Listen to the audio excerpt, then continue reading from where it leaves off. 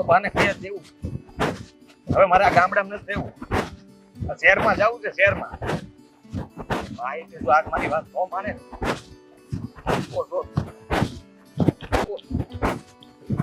અરે જુઓ ત્યારે બસ એ ગામડે જ રહે, ગામડે જ રહે. હું છે અહીંયા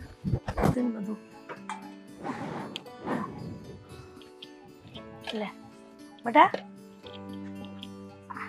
આવી ગયો એમ ને? હા બા. બહુ મોડું થઈ ગયું ને પણ કામ મોડું કર્યું? આ જુઓ ને, કરશન કાકા એને વાડીએ બોલાવ્યો હતો.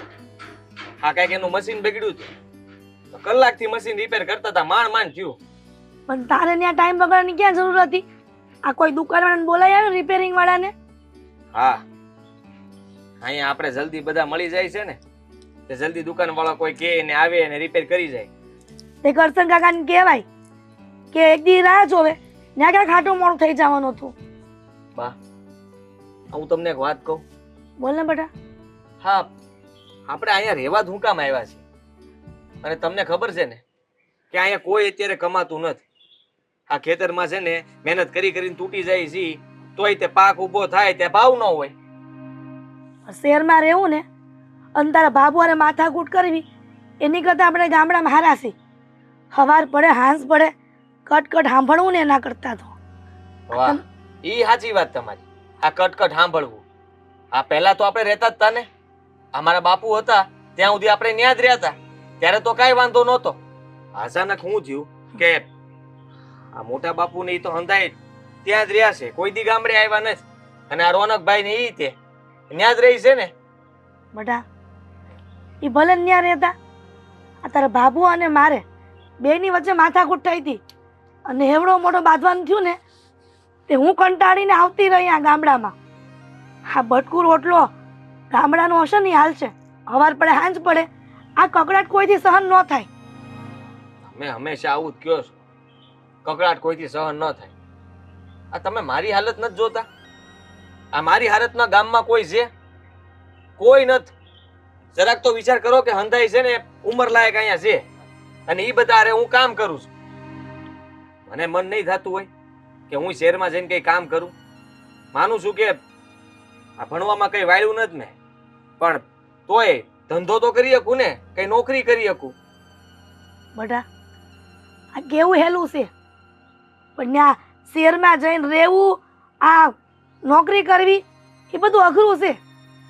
પણ તને અહીંયા શું વાંધો છે? મને એક વાત કયો કે આ જે શહેરમાં મકાન છે મોટા બાપુનું ને એનું, એ આપણું ભાગમાં જ છે ને? ભાગમાં તો હોય જ ને, ભાઈ ભાગે બધું હોય, પણ આપણે અહીંયા રહી ને બરાબર છે. ત્યાં ભલે એ લોકો એકલા રહેતા, તાર બાબુને ખબર પડે ને કે આ દેરાણી હતી ને કેલા ઢહડા કરતી ઘરના, તોય તે હારી ન લાગતી. હાંજ પડે ને બાંધવાનું ચાલુ કરે, પાણીમાંથી પૂરા કાઢીને બાંધે. હવે એ બધો સમય વયો ગયો. આ તમને ખબર છે ને કે એમને ત્યાં વહુ આવી ગઈ છે અને આ મીરા ભાભી ને બધા છે, તો હવે એ કાંઈ જૂની વાત પકડી ન રાખે. હું તો કહું છું કે હું જાઉં શહેરમાં, મારે અહીંયા નથી રહેવું હવે. પણ એમ થોડું જવાય, મારે રોનકને વાત કરવી પડે. અંદર એટલો બધો મોહ છે ને શહેરનો, તો હું રોનકને કહી ફોન કરીને કે તારો ભાઈ આવે છે, એને ક્યાંક નોકરી ગોતી દે. આ તો એ કઈ ના નહીં પાડે. આ જ્યારે એ ગામમાં આવે ને ત્યારે હું હાંસવું જ છું એ બધાને.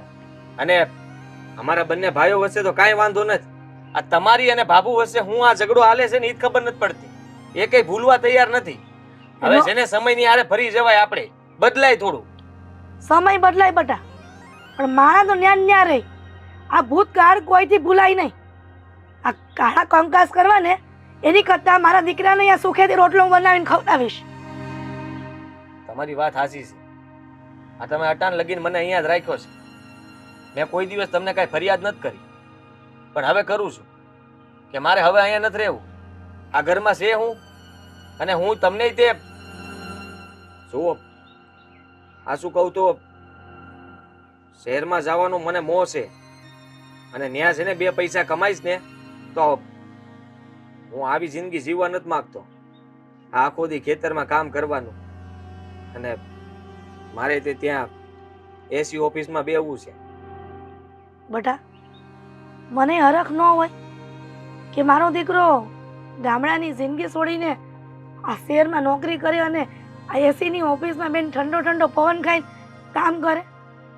મને નથી ગમતું તું અહીંયા ઢહડા કરે છે ઈ. અને આપણો કોઈ ધણી થાય એમ નથી. આ બાબુ પાસે જાય ને તોય તે માથાકૂટ કરે. હંધાઈ મદદ કરે એમ છે. આ ક્યારેક હાથ લાંબો કરો તો થાય ને. આ પહેલેથી તમે માંડી વાળો છો કે આપણી કોઈ મદદ જ નહીં કરે. અરે ક્યારેક પૂછો તો ખરા. આ તમારાથી ન પૂછાતું હોય ને તો હું તો સીધો ત્યાં ઘરે વયો જાય અને કહે કે હું મારા બાને લેવા જાઉં છું અને અહીંયા કામ ધંધો મળી જાય એટલે મારા બાને લઈ આવી. ત્યાં સુધી રહી હું તમારી ભેગો. આદિ જરા જીવને શાંતિ રાખ. હું હંધી વાત કરીશ બસ. તને એકવાર હરખ છે ને શહેરમાં જવાનો, નોકરી કરવાનો અને આ ગામડાની જિંદગીથી આખું રહેવાનો. તે હું બાબુને નહીં પણ હું તારા ભાઈ રોનકને ફોન કરે. પણ તારી ભાભીની ચિંતા છે. આ મીરાવો કાંઈ તને આડોવડું બોલશે ને તો મારથી સહન નહીં થાય. મારે સહન કરવું છે ને હું કર લે. તમે શું કામ ઉપાધિ કરો છો? અને એ જે થવાનું હોય છે એ થાય ને રહે. પણ એ થોડુંક સહન કરવું પડે. આ શહેરમાં રહેવું હોય ને તો થોડી કષ્ટી ભોગવવી પડે. હા, થોડુંક સહન કરી લ્યો ને પછી સારા દિવસો આવે જ તે. આ તારા બાબુનો સ્વભાવ તને નથી ખબર. આ જેથી તારા પર વીતશે ને તેથી તને ખબર પડશે. આની કરતા મારી માં કહેતી હતી ને હાસું હતું. આ ખોટા આપણે શહેરમાં આવ્યા એની પાસે. હા તો કાંઈ વાંધો નહીં. ભલે તમે હાસું કહેતા હોય પણ એટલું મારી વાત માની લેજો. તમે રોનકભાઈને ફોન કરીને કહી દેજો કે અમે આવીએ છીએ અને એ હા પાડવા જોવે. એ હા નહીં પાડે ને ત્યાં સુધી હું મારે ખાવું નથી. હે આદિ, આદિ આમ ખાધા પીધા વગરનો ન જવાય બટા. આ કાં ન સમજતો. મારે રોનકને ફોન કરીને વાત કરવી જ પડશે. નગર આ છોકરો સીધે સડે છે ને તે કોઈનું નથી માનતો.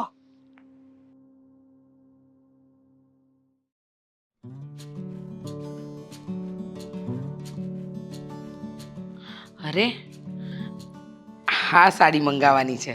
સારું છે આ મીરા હવે છે ને મને મોબાઈલ શીખવાડી દીધો એટલે ઓનલાઈન બધું જ મંગાવી શકાય. જય શ્રી કૃષ્ણ મમ્મી. અરે જય શ્રી કૃષ્ણ બેટા. બોલ બોલ. સરસ મજાનો તૈયાર થઈ ગયો. કંઈક કામ છે? હા, મારે જરાક કંઈક વાત કરવી હતી તમારી સાથે. મને ખબર છે તું શું વાત કરવાનો છે. બોલ, કહી દઉં? કહી દો. હા, આ મીરા વહુને લઈને કશે બહાર જવાનો પ્રોગ્રામ હશે કારણ કે તને 4 દિવસની રજા મળી છે એટલે તું એ રજાનો સદુપયોગ કરીશ હે ને? ના મમ્મી, બહાર નથી જવાનું. અચ્છા, ખબર પડી ગઈ મને. એકદમ 100% 100 આના વાત મારી સાચી પડશે. હવે બોલો તમારી 100 આના વાત. તારી કોઈ મીટિંગ હશે એના માટે તારે જવાનું હશે એટલે મમ્મી હું 1-2 દિવસ આપણા શહેરમાં નથી. આ સાંભળવાનું આવે છે દર વખતે ને આ વખતે પણ એ જ છે ને.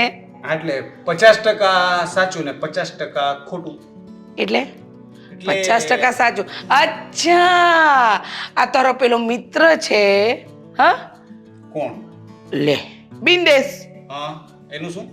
એની સાથે જવાનો હોઈશ બહાર ફરવા કારણ કે એની પણ રજા હશે એટલે કીધું હશે કે રોનક ચલ મારી સાથે. અને મને ખબર છે નાનપણથી તમે બંને મિત્રો જ્યાં જાઓ ને ત્યાં સાથે જ જાઓ એટલે ત્યાં જવાનો પ્રોગ્રામ હશે હે ને? અરે એના તો દરરોજ ફોન આવે કહે કે ચાલ ને ભાઈ ક્યાંક ફરવા જઈએ, ક્યાંક જઈએ. પણ હું દરરોજ ના પાડું. એને તો ના પાડીને થાકી ગયો. તો પછી મમ્મી એકચ્યુઅલી હું આપણા ગામ જવાનો છું. ગામડે? શું કામ? ત્યાં શું દાટ્યું છે તો તારે ત્યાં જવું છે? અહીંયા શહેરમાં કે બીજી બધી જગ્યા ઓછી પડી ગઈ તો તારે ગામડે જવું છે? ગામડે આપણે વર્ષમાં એકવાર જઈએ છીએ અને એ પણ આપણે હિસાબ લેવાનો હોય એ લેવા માટે. મમ્મી સાંભળો ને, કાકીનો ફોન આવ્યો. તારા કાકીનો ફોન તારી પર આવ્યો હતો? શું કહેતી હતી? વાત એમ છે કે આદિ જીદ કરે છે હવે કે એને શહેરમાં આવવું છે. અહીંયા આવીને શું કરશે? જરાય નહીં હો. તારે ત્યાં જવાનું નથી ને એ લોકોને ત્યાંથી અહીંયા લાવવાના નથી. અરે ગામડિયા સાલા જરાય સુધર્યા નહીં, એવા ને એવા જ રહ્યા. મમ્મી કઈ નહીં, તને કહ્યું ને? પણ થોડા દિવસ આવવા દો ને, ભલે ને આવતા આવવું હોય તો ઘર જ છે ને. ના કહ્યું ને તને? ઘર છે એટલે મારે મારા ઘરની શોભા કઈ બગાડવી નથી એ લોકોને અહીંયા બોલાવીને. મમ્મી તમને પ્રોબ્લેમ શું છે? ઘણા બધા પ્રોબ્લેમ છે. એ બધા મારે તારી સાથે શેર ન કરવાના હોય. મને નહીં ગમે. મમ્મી આ જૂના બધા પ્રોબ્લેમ્સ તો મારી વચ્ચે હતા એ લઈને કેટલો ટાઈમ બેસી રહેશો? ગમે તેમ તો આપણો પરિવાર છે ને. એને તું પરિવાર માનતો હોઈશ, હું નથી માનતી. અરે આવો કેવો પરિવાર. અને રહી વાત અહીંયા આવીને પેલો શું કરી લેશે ગામડીઓ? પણ થોડા દિવસ રહેવા દો, પછી એ લોકો કંઈક જો અહીંયા રહેવાની ઈચ્છા હશે તો એની વ્યવસ્થા કરાવી આપશું ક્યાંક. થોડા દિવસ તો રહેવા દો, અહીંયા આવવા તો દો, અને ત્યાં જઈને એકવાર મળવા તો દો, પછી શું નક્કી થાય છે હું તમને કહું ને. અચ્છા, ત્યાં જવું છે, ત્યાં જઈને નક્કી શું થાય એ કેવું છે. જો આ તું જવાની જીદ કરે છે ને એટલે કદાચ તને જવાની હું પરમિશન આપી દઉં, પણ એ ગામડિયાનોને અહીંયા નહીં લાવતો. મારા ઘરમાં તો એ લોકો માટે કોઈ જગ્યા જ નથી, બરાબર? મમ્મી, આ કેવો સ્વભાવ છે તમારો? શું કામ આટલી બધી નફરત કરો છો એ લોકોને? એ લોકોએ આપણું કાંઈ નથી બગાડ્યું, છતાં પણ એમનું નામ લવ એટલે અરે હું ક્યાં કહું છું કે એ લોકોએ કંઈ બગાડ્યું છે, પણ ખબર નહીં, મને એ લોકોનું નામ સાંભળું છું અને મારું મગજ ફાટ થાય છે. સારું, તમે ગુસ્સે ના થાવ. હું જાઉં છું, એ લોકો સાથે વાતચીત કરું છું, મળી આવું, બસ. મળી આવું, સરસ. એ લોકોને મળીને આવશે. અને પેલી તારી કાકી ખોટે ખોટા આસુડા પાડે ને તો એના આસુડામાં કંઈ વહી ના જતો. એક નંબરની જુઠ્ઠી છે, નખરા કરતી. અને ખાસ પેલો ગામડિયો તારો ભાઈ જેના પર તને બહુ લાગણી છે, એના પર પણ વિશ્વાસ ન કરતો. બંને મા દીકરા બહુ હોશિયાર છે. મમ્મી, તમે પણ ચાલો ને આટો મારો. મારે નથી આવું, કહ્યું ને, મારે નથી આવવું. કઈ વાંધો નહીં, હું નીકળું છું હમણાં ગાડી લઈને, બરાબર છે? 2 દિવસમાં આવી જઈશ. સારું.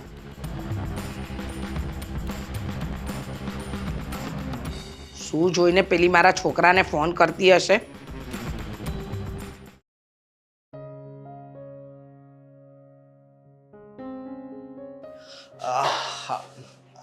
શું કરો છો? મંજીરા વગાડું છું. વગાડવા છે? તો મંદિરે જતું રહેવાય ને, અહીંયા ઘરમાં મંજીરા શું કામ વગાડે છે? પ્રભુજીને પ્રસન્ન કરું છું કે ઘરે આવે તો મારે રોજ મંદિરે જવું ના પડે. હા, તો પતિ પણ તો પરમેશ્વર જ કહેવાય ને, તો પતિને પ્રસન્ન કરો એટલે તમારા પ્રભુ પણ પ્રસન્ન થઈ જશે. આમ જોવા જઈએ તો ઘરની લક્ષ્મી પણ પત્ની જ કહેવાય ને. ચા બનાવો, પ્રસન્ન કરો મને. તો પછી બહાર લઈ જાઉં છું અને ચા પીવડાવું છું, એ પ્રસન્ન કર્યા જ ગણાય ને લક્ષ્મી દેવી. રોનક, જે કામ હોય ને એ બોલો બચ્ચા. આ બચ્ચા, કામમાં તો થોડું એવું છે ને કે જે પ્રોગ્રામ કાલનો હતો ને એ હવે મેં આજ પર શિફ્ટ કર્યો છે. ઘરની સાફ સફાઈ આજે કરવાની છે? ના, એ તું કાલે જ કરજે, ઇટ્સ ઓકે, પણ હું નહીં કરવા લાગુ. ઓ પ્લીઝ, ઘર આપણા બંનેનું છે ને, લગ્ન આપણે બંનેએ કર્યા હતા, બધી વસ્તુમાં 50-50% ભાગીદારી છે આપણા બંનેની, તો ઘર ચોખ્ખું તો તમારે કરાવવું જ પડશે. હું છે ને તને 200 રૂપિયા આપીશ, તું કામવાળી બોલાવી લેજે અને સફાઈ કરાવી લેજે. હવે મારી વાત સાંભળીશ કે હું પછી? તમને 211 રૂપિયા આપીશ, તમે ઘર સાફ કરી નાખજો. પેલા 211 રૂપિયા આપ, છે ખરી પાકીટમાં? વ્યાજે લઈ લઈશ કોઈ પાસેથી.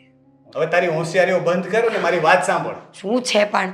આમ જો, હું છે ને આજે હમણાં થોડી વારમાં ગામડે જવા નીકળું છું. શું કામ? કાકી અને આદિને મળવા માટે. શું કામ? કારણ કે કાકીનો ફોન આવ્યો હતો કે એ લોકોને મારી યાદ આવે છે અને આદિ પણ યાદ કરે છે, તો મળવા માટે. સિરિયસલી? તમને મમ્મીએ કેટલી વખત ના પાડી છે કે ત્યાં જવાનું નામ નહીં લેવાનું? તમે ત્યાં જ આવે, મમ્મીને નથી ગમતું તો પછી તમારે ત્યાં જઈને સંબંધો શું કામ નિભાવવા છે? તે હમણાં જ કહ્યું હતું ને કે આપણે બંને લગ્ન કર્યા છે તો અડધી જવાબદારી બને.